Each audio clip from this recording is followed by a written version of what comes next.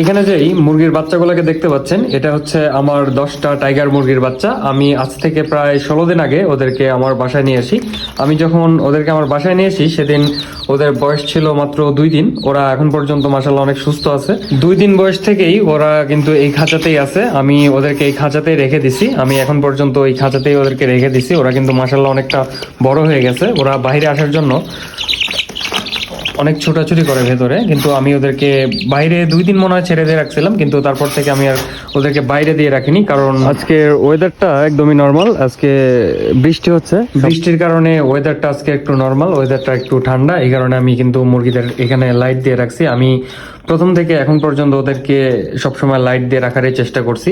এই কারণে কিন্তু আমার মুরগির গ্রোথগুলো অনেক ভালো হয়েছে। আমি মুরগি পালনে একদমই নতুন, তাই আশা করছি আপনারা সবাই আমাকে বিভিন্ন ধরনের পরামর্শ দিয়ে অবশ্যই পাশে থাকবেন। আসসালামু আলাইকুম।